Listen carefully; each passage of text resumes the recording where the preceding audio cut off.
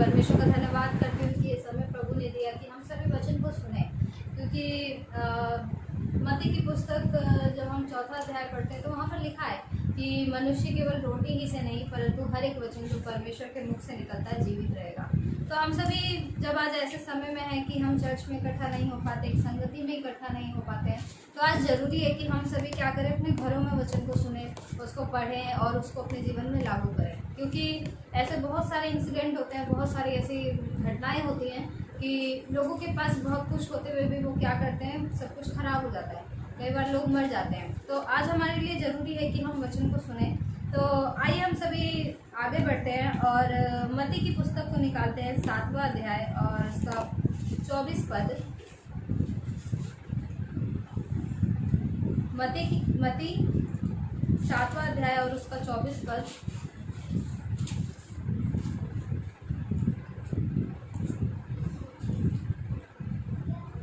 यहाँ पर जो हेडिंग दी गई है वो लिखा है, घर बनाने वाले दो मनुष्य, बुद्धिमान और मूर्ख।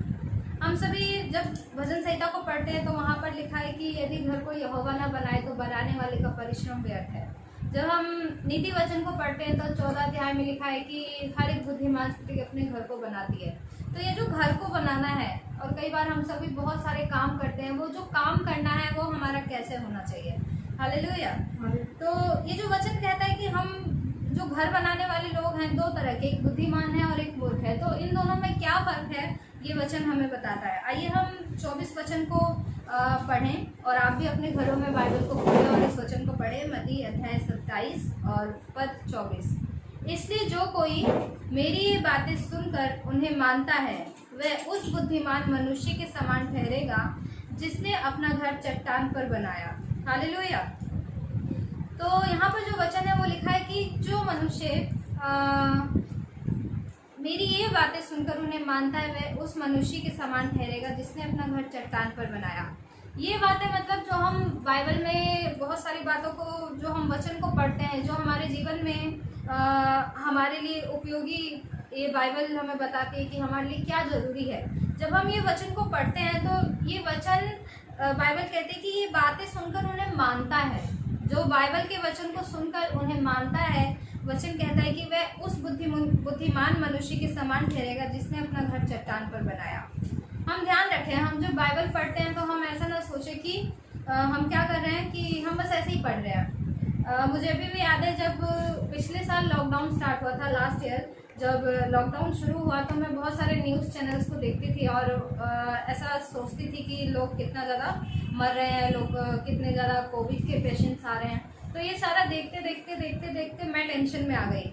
लेकिन एक दिन क्योंकि मैं रेगुलर बाइबल पढ़ रही थी और एक दिन मैंने भजन संहिता 91 पढ़ा और जब उसको पढ़ा उस अध्याय को पढ़ने के बाद में मैं एकदम क्या हो गई, एकदम मेरा जो दिमाग था वो शांत हो गया कि जो हो रहा है परमेश्वर हमें जो है संभालेगा और परमेश्वर अपने लोगों की रक्षा करता है, परमेश्वर अपने लोगों की सुरक्षा करता है। हालेलुया। तो ये जो वचन है कि परमेश्वर की बातों को सुनकर उन्हें मानना, ये हमारे लिए बहुत ज़रूरी है। आज हम बहुत सारे काम को करने के लिए सोचते हैं।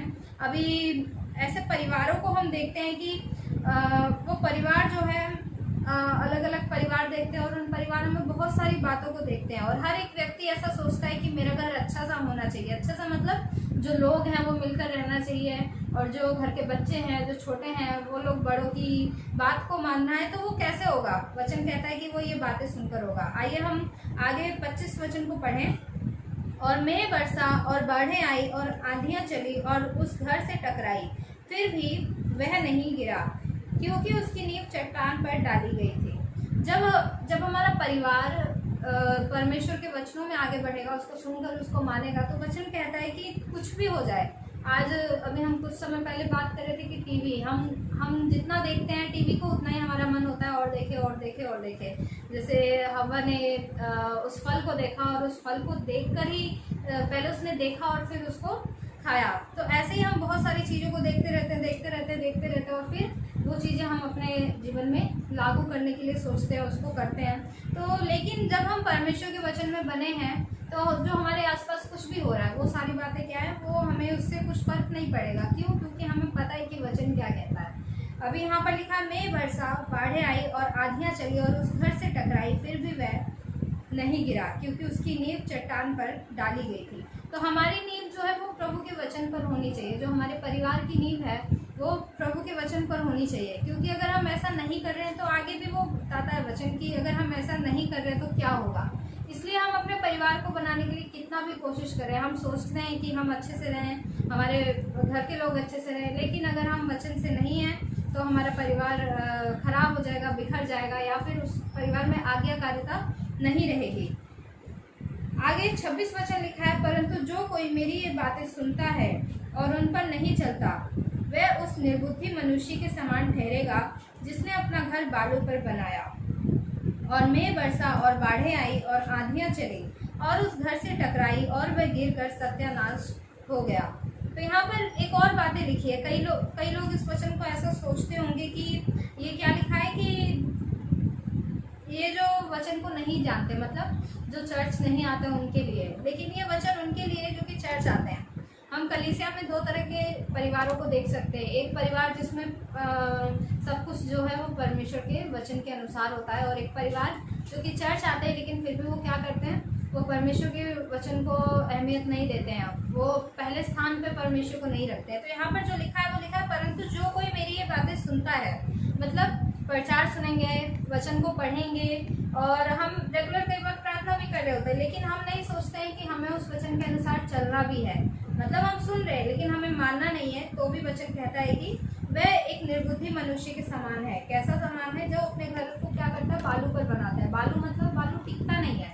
तो हम ध्यान रखें कि हम इन दोनों में से किस पर हैं, किस व्यक्ति की तरह, किस मनुष्य की तरह। बुद्धिमान मनुष्य जो कि अपना घर, अपना परिवार कैसे परमेश्वर के वचन की नींव पर बना रहा है, या फिर हम कैसे हैं, अपना घर कैसे बना रहे हैं, बालू पर, परमेश्वर के वचन के बिना हम अपने घर को बना रहे हैं।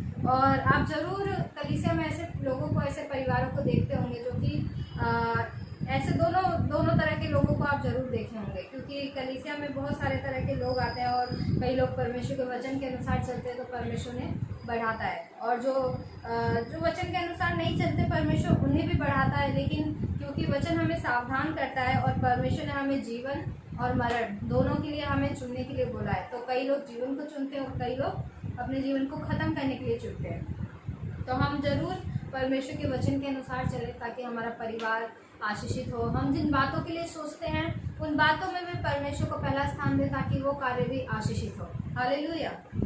और मैं विश्वास करती हूँ कि परमेश्वर आपको इस वचन के अनुसार आशीष करेगा। जो लोग भी ये वीडियो को देखें, परमेश्वर उन सभी के परिवारों को आशीष करे, और निरंतर एक बुद्धिमान व्यक्ति की तरह, एक बुद्धिमान मनुष्य के समान अपने घर को बनाए। सभी को जय मसीह की। परमेश्वर आप सभी को आशीष करे।